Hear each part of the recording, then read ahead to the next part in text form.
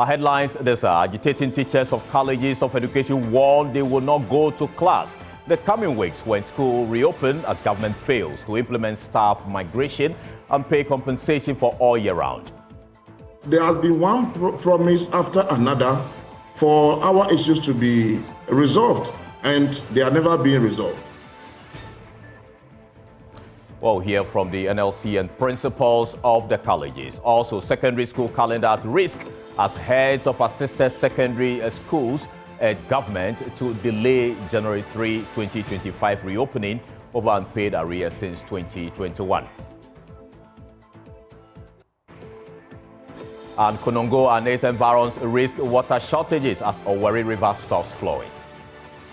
What it means in the nearest future is that if it continues for a long while, the people of Konongo may not even have water at all. We'll have prime business. Now, calls intensify for Bank of Ghana to increase capital requirements of commercial banks to strengthen their financial position. As we speak now, we may even have to revisit that particular decision and increase the capital base of the banks again. And Razak will later come with Prime Sports. Well, leadership of the Ghana Football Association have called on President-elect John Dramani Mahama to prioritize investment in the sector as part of his national development agenda to help reposition sports on a global scale. JoyNews, we are independent, fearless, and credible. Stay with us.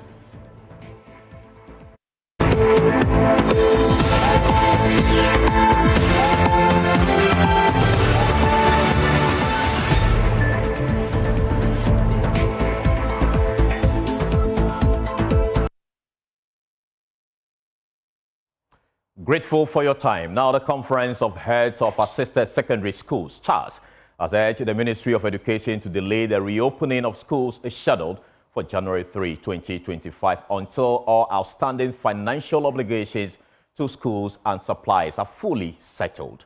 In a letter addressed to the Ministry of Education, CHAS indicated the persistent financial challenges hampering school operations as a result of the outstanding arrears. CHAS warned that the failure to address the situation before January 3 could disrupt the reopening process. And you have the statement there on your screen.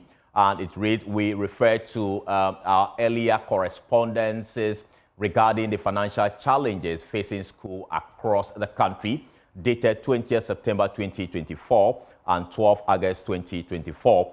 We also wish to recall the assurances given by you, Honorable Minister for Education, during the recent Zoom meeting held on Wednesday, 18th December 2024, where you promised to release funds to schools to enable effective school operations. And current issues and demands. The first one is all recurrent monies owed to schools remain unpaid. Two arrears to perishable items are yet to be settled.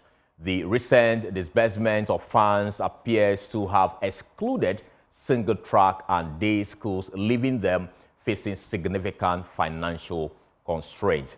It goes on to say funds for transporting food items from distribution centers to schools have not been released, creating logistical and financial burdens for school heads. And some schools have not received funds to cover essential utility bills, posing a serious threat to the smooth operation of schools. And we believe that these funds are critical in the successful reopening of schools on January 3, 2025. Without these resources, school heads will face insurmountable challenges in managing daily operations, providing quality education, and ensuring the well-being of students. We therefore serve a formal notice that unless all outstanding monies, as stated above, are released to schools before the reopening date scheduled for 3rd January 2025, we will advise against the resumption of the academic calendar. While still on education, colleges of education teachers, CTAC, says they will not show up in class when school reopens in the coming weeks after the government failed to implement staff migration and pay compensation for all year-round work as directed by the National Labour Commission, the NLC Arbitral Award last year. The teachers have set a Friday deadline for the government to fulfill its obligations or face significant industrial action which could disrupt teaching and learning in the colleges. Here's President of CTAG, Maxwell Bono. Exactly what the challenge is on the part of government. We have attended over 40 meetings and still counting. And there has been one promise after another for our issues to be resolved, and they are never being resolved. So probably the government side should be telling the public what exactly the challenges are. We have been meeting them. They will tell us that they will finish with the data that they have collated. They want to correct errors. And here we are. Still, we have not been migrated. We are placing this call to government, that's the outgoing government, because they were with us. They started this negotiation with us. They understood the issue better. So we are calling on them, appealing to them, that we have come far with this issue. Members across the 46 colleges of education are not happy. They are very angry, my sister. Indeed, they are. So they need to just get members migrated onto the university salary structure so that come 13th January 2025, we can go back to our various colleges and start our work. Well, but Executive Secretary of NLC, Ofosu Asamoah, says even though they have not been served with the intention to strike by the agitating teachers, they will take steps to avert the industrial action. Yes, I have not received a formal letter from them, but I've heard it in the news that they will be declaring a strike because the award that was given them has not been paid. What's the NLC intending to do about it? Oh, yeah, when there is non-compliance of our orders, we seek enforcement from the court. So at the moment, Christmas is just around the corner. So when we resume in January, we will take the necessary action to make sure that there is compliance. But they say they will embark on their strike on 31st of this month. Well, I don't know, but 31st, on the 1st is a holiday. So from the 2nd when we return, I'm sure that we will take the necessary action. However, having heard from the news, we are going to be, I'm in the office now, we are going to work on it and see what the intervention we can make before the time. Well, joining us on the line is President of Conference of Principals of Colleges of Education, PRINCOF, Dr. Samuel Tono. We are grateful for your time here on JoyNews Prime. PRINCOF was part of a meeting to resolve grievances facing CTAG. Why are they back, warning they will lay down their tools? Thank you very much. And good evening to your listeners, and good evening to the newly elected CTAG president, Maxwell Bono. First of all, I think I would like to indicate that, yes, government side and PRINCOF as well, we are so much worried that there has been a delay that has dragged all the way up to this point. But it's not as if they are not working. If you take the migration, first of all, they have to compile the data with the date, then some letters have to go to Fair Wages and Salaries, to Minister of Education, and then to Finance, Ministry of Finance. Then we detected that there were some errors in the data. We have to invite CTAG, and then the SENSAC, that's the non-teaching, College of Education Non-Teaching Association workers.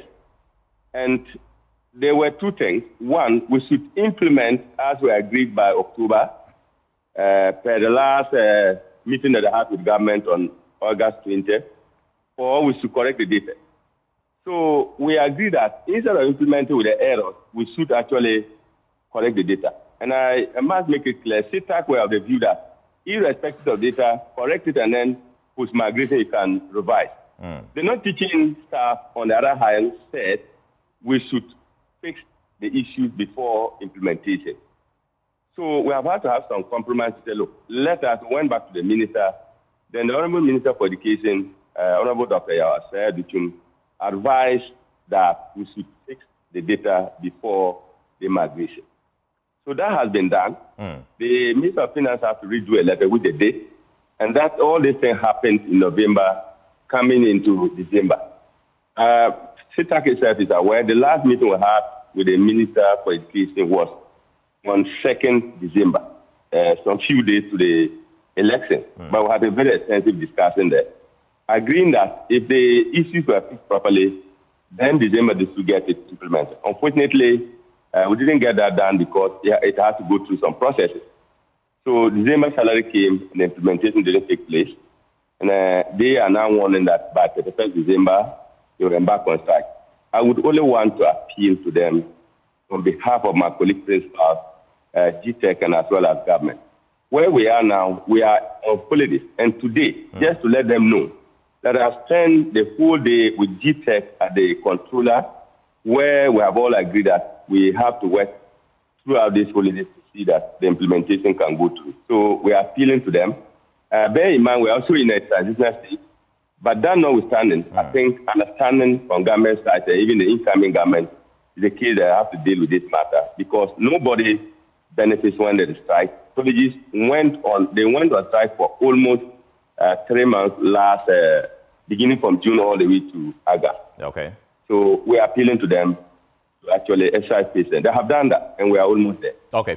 While you appeal to them, let's look at some of the issues they have raised. Failure on the part of the employer within period of 20 months to actually complete the migration of the colleges of education teaching staff onto the affiliate universities' pay structure. The government's undue delay in paying the remaining 42 colleges the 1 month basic salary as compensation for all year-round work done by CITAC members in 2022 as ordered by the NLC on 2nd May 2023.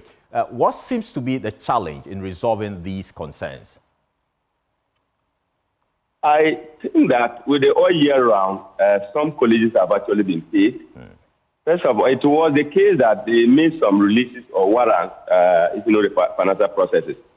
And principals were to process this on the GIVME system, which is the government financial platform where all public institutions have to process their claims.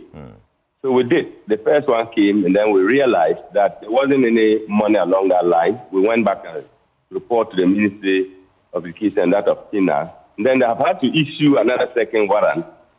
When we processed, some few colleges got through, others didn't. And then there was a third one. They now said, oh, there wasn't a budget line for all this, so they have now gotten a line for the payment of that.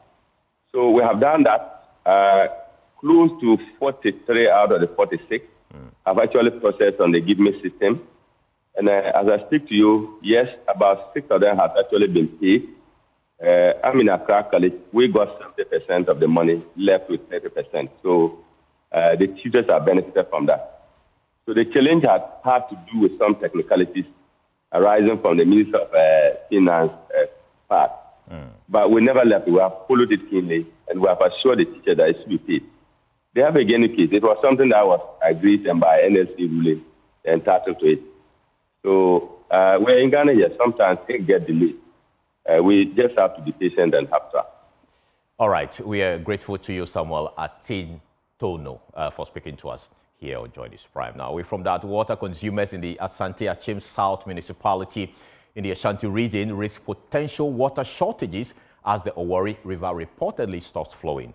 Now, the Ghana Water Company Limited in the region has revealed the river, which is already heavily polluted by illegal mining activities, has rather turned more turbid in the last 2 months. This is reportedly reducing pressure to the water treatment plants in the area, with an imminent decrease in water distribution to various homes across the municipality. Now, the Oda River flowing to Obuasi and its environs has also seen astronomical increase in turbidity. Dr. Hansen Mensah Akote is the Ashanti Regional Manager of the Ghana Water Company Limited. Galamsey, I don't know when I just come to stay. And for the past 2 months, it's been worsened. Wow. Yeah. What this means is that I think because of the way things went over the past month to this time, people probably had the courage that they can do anything without anybody sanctioning them. And I believe that has actually worsened the situation for us. Currently, one of our worst river we have at Odaso and then the Konongo. Odaso is registering around 18,000 NTU of turbidity from 8,000. From 8,000? From 8,000. To what? To 18,000. What space are we talking about? Within the space of 2 months. Within the space of 2 months? Yes. We've moved from 8 to 18,000. Wow. Yes. Odaso is the one that connects to Obuasi. Wow. Yeah, and then the Konongo one has also moved from 5,000 to 12,000. But the Konongo one, as I'm speaking to you now, the river is even defunct. In other words, it has stopped flowing. So what it means is that that river is no more functional. And what it means in the nearest future is that if it continues for a long while, the people of Konongo may not even have water at all because there's not even a single drop of water in the river to abstract for treatment. Now, moving on as we count down to this year's Joy FM Family Party in the Park. Let's take you to a trip down memory lane and relive the magic of last year's event. It was a day filled with laughter, exciting games, and heartwarming moments as families came together to bond and celebrate the season. Sit back and enjoy the highlight from one of the most vibrant events on our calendar. Thank you very much, okay. We are grateful. Okay, I'm sure you want to say hello. My first time. This is your first time? Yeah. And you're loving it? Yeah.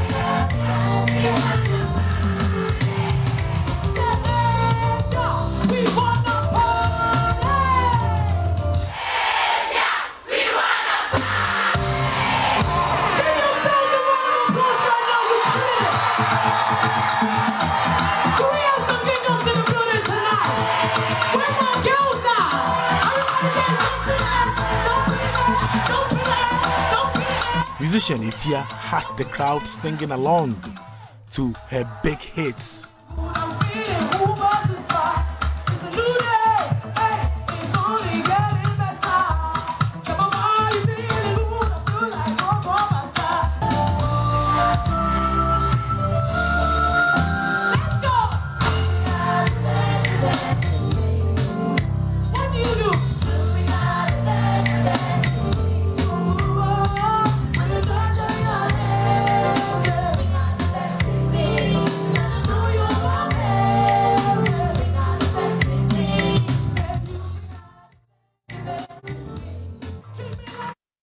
Well, all roads lead to the Ebri Botanical Garden on December 26th. Gate open at 10 a.m.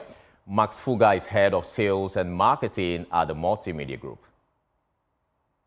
For quality time with the family than this season. And so that is why we keep organizing the Joy FM Family Party in the Park. Again, the name is Family Party in the Park because we're emphasizing the family. You know, we've been working the whole year. Some people do not even have time to take their family out. And so we are providing this opportunity for you to spend quality time with the family.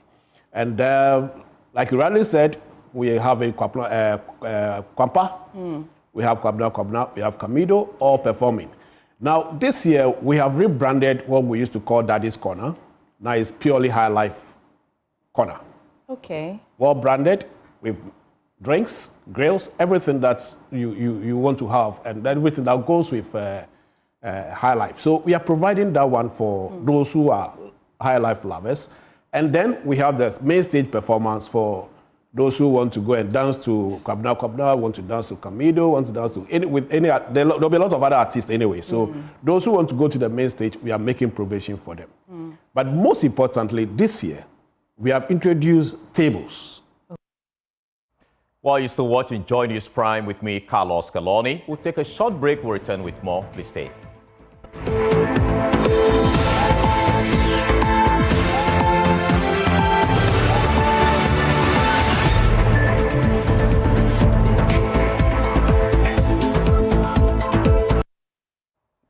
Welcome back, and thank you so much for staying with us. Now, the outgoing New Patriotic Party, the NPP, has announced plans to investigate the reasons behind its defeat in the 2024 general elections.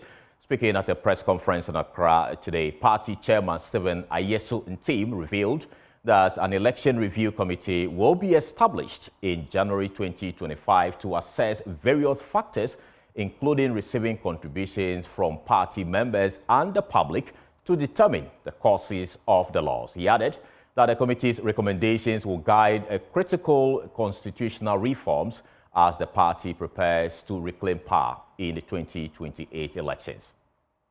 The leadership of the NPP went into the 2024 general elections with a lot of hope and positivity.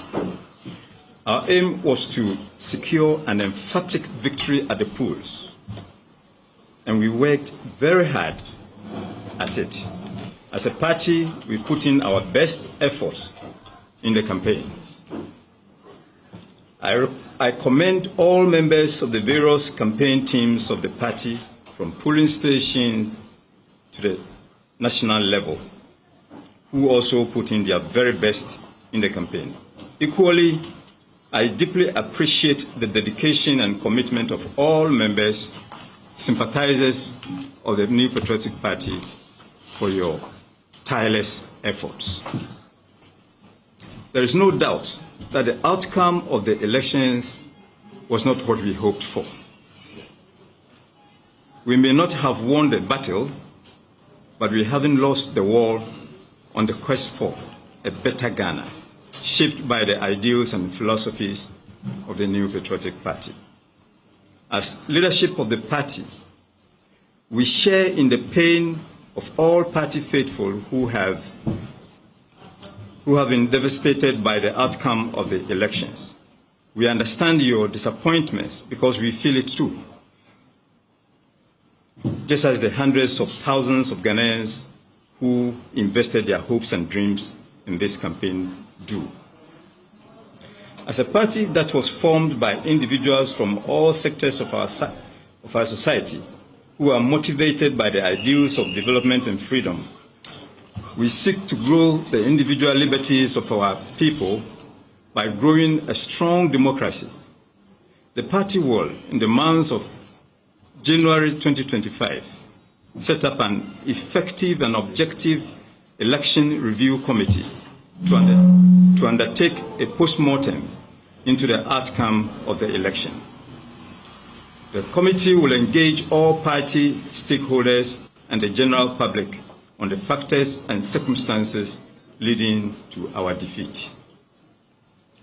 We have a firm belief that the work of the election review committee will enable our people to express their concerns and to bring out suggestions and reforms, changes, and other critical issues necessary to restructuring our party. One critical area that must occupy the attention of the election review committee is the possible need for constitutional amendments and the restructuring of the party's internal decision-making processes, particularly on the mode of electing presidential, parliamentary candidates, and party executives, among others. Indeed, this is a difficult time for us as a party, but we are resilient people. We must and we will rise again from this defeat. We will be reorganizing ourselves for the battles of tomorrow. Fellow party members, this means we cannot give up. We must engage the restructuring process with all the energies we can muster together to get the elephant trumpeting again. Well, joining us for more on this particular issue is the party's communication officer, Richard Ahiagba. Grateful for your time, sir. Beyond investigating the laws, what will be the broad scope of the election review committee? Thank you very much. and good evening to yourselves and to your listeners and viewers.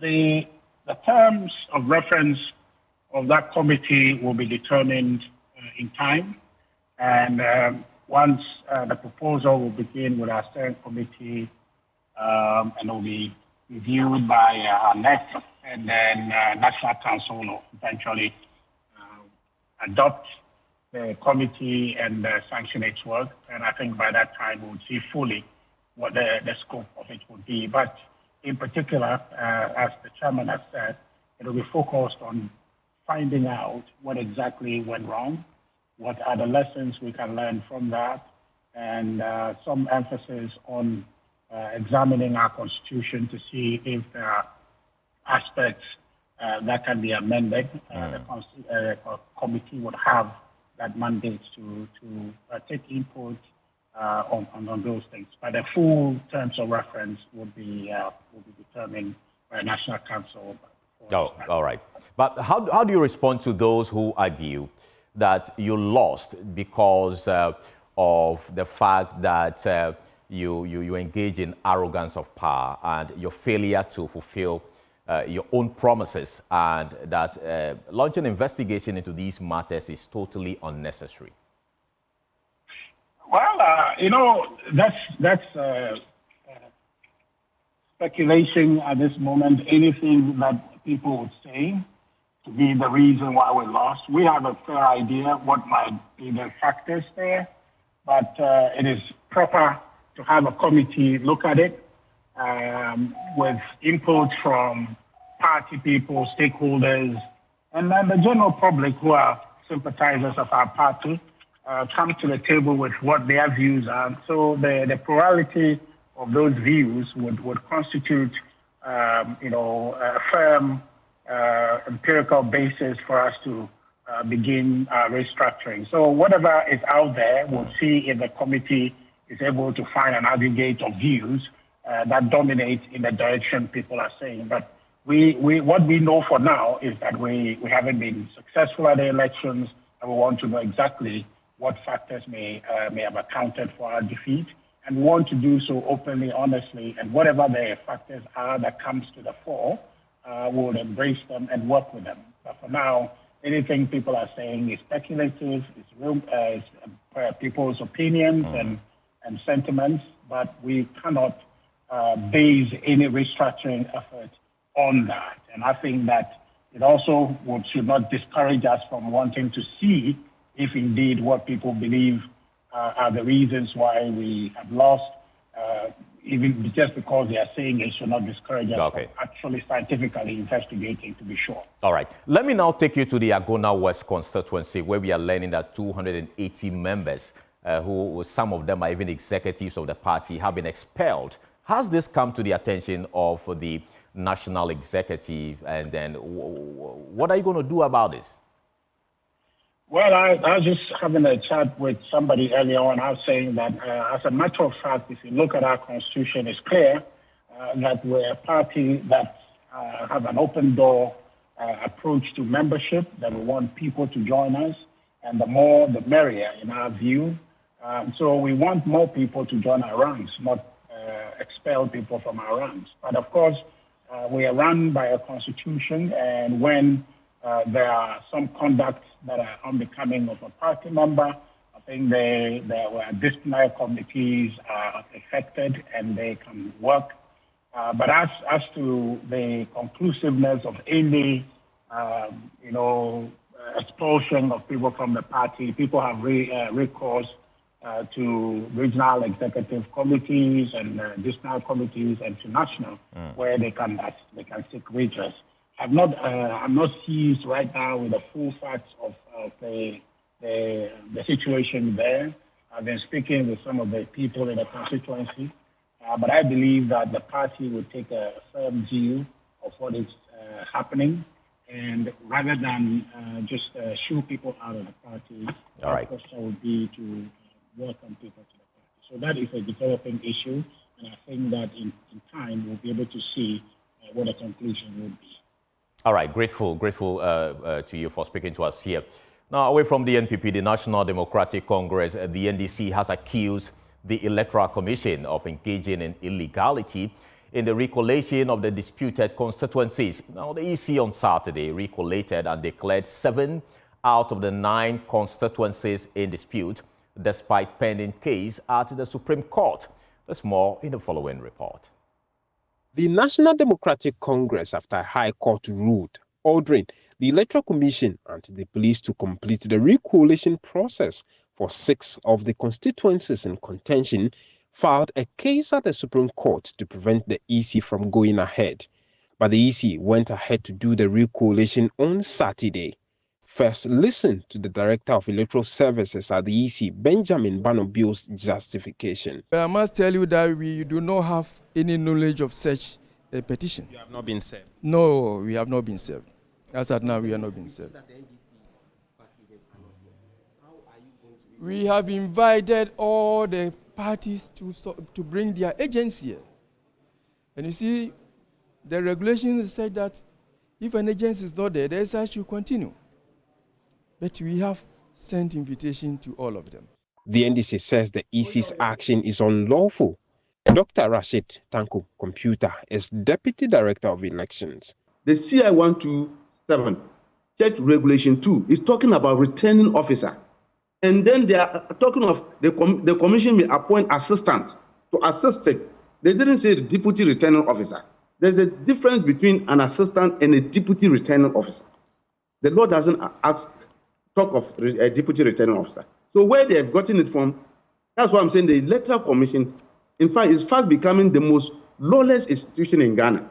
They just sit down there and do things that suit them. Meanwhile, the declaration and counter-declaration is already preparing grounds for drama on January 7, as the earlier declared NPP parliamentary candidates vow to take their seat during inauguration. Listen to Baba Sadek of Okaikwe Central and Ebi Bright of Tema Central. In this particular instance, we are standing by the initial declaration that has been made. Eventually, on December 6th, we'll see how we proceed with these things. You go to Parliament for Of course, and for us, we duly believe from the PCs and all the coalition that we've done that we've won the election. By the grace of God, hard work, support from the good people of Ablekuma North, I won the elections fair and square. I won this election. With all the polling stations? Oh boy. I won this elections fair and square. Arabna Obin won Ablekuma North parliamentary elections. And she has been declared. So far as I'm concerned, the returning officer, with the evidence in front of him, declared Arabna Obin as the MP-elect for Ablekuma North. The EC is yet to take a final decision on the recoalition of 2 outstanding constituencies, Ablekuma North and Dom Kwabenya. James Savage's report for Joy News.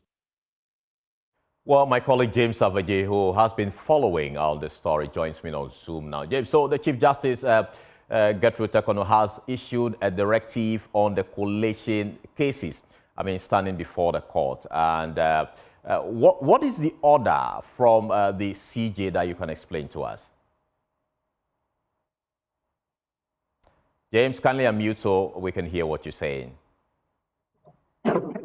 Well, Carlos, 2 key directives from the Chief Justice. One is that all courts that have applications before them concerning any issues from the December 7 elections must stay open and hear the cases on Saturdays and even during the Christmas holidays.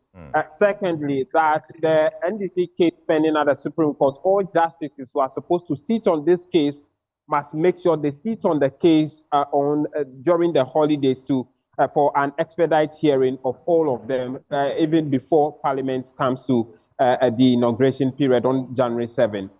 All right, James, what do we know about the NDC's case, stay of execution at the Supreme Court?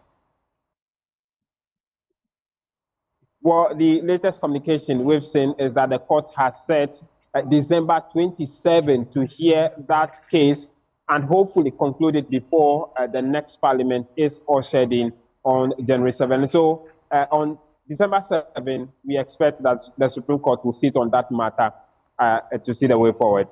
Carlos. All right, thank you so much for those updates from my colleague James Abaji here in the JoyNews room. Away from that, Chief Executive Officer of Star Oil Ghana, Philip Tieku, has promised to remain profitable in the clean energy sector in order to fight volatilities amid macroeconomic challenges. Star Oil Ghana, which is largely an indigenous entity, is the leader of the clean energy sector in the country. Now, speaking to JoyNews on the sidelines during the entity's 25th anniversary here in Accra, Mr. Tieku indicated that the company took practical steps by injecting trust, credibility and efficiency to its customers to be relevant in this sector. Mamavi Sefako Te has more in the following report. Star Oil Company Limited is a wholly Ghanaian-owned oil marketing company. It is the oldest independent oil marketing company in Ghana without foreign or state involvement. Despite the challenges and turbulence of the industry, Star Oil is now one of the top companies in the fuel and energy industry in providing solutions to a wide range of clients across the country. Speaking at the event, the CEO envisaged that Star Oil Ghana will be key in ensuring that the future of energies in Ghana are owned by Ghanaians, and since the company is an already existing indigenous entity, it will be strong in order to invest in that direction. We believe that a Star Oil, which is a 100% indigenous entity and a profitable one as such, will be key in making sure that the energies of the future are owned by Ghanaians. And we need a company like Star Oil, which is indigenous, to be strong and profitable, to be able to invest in that direction so that the future clean energies are not owned again by multinationals. Additionally, Mr. Tieku hinted on some of the developmental projects the facility has embarked on to help society as part of its corporate social responsibility. 6 classroom block with a kindergarten for the community in Abotuasi. We also renovated the Presby School in Epredi. We also renovated the accident center, emergency center in Rara Government Hospital. These are the major ones, but as you are aware from when you follow our social media handles, we are engaged in a lot of charity works in the social and health and education sectors.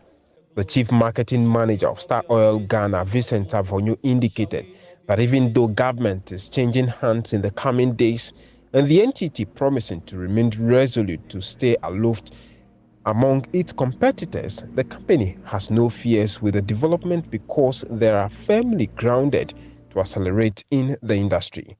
We have any problem with the change of government. We all know that fuel is the backbone of this economy. And if you have the good structure, with the policy, the good policy from the government, you are good to go.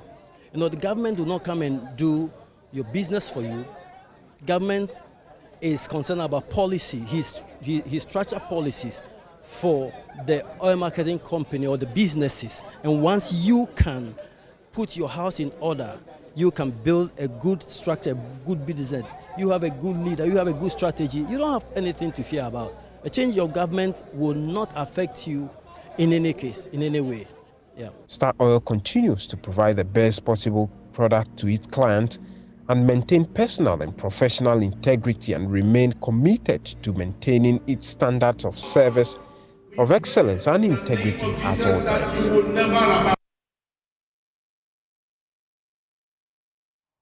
Well, we'll take a short breather. We'll return with Showbiz. Please stay.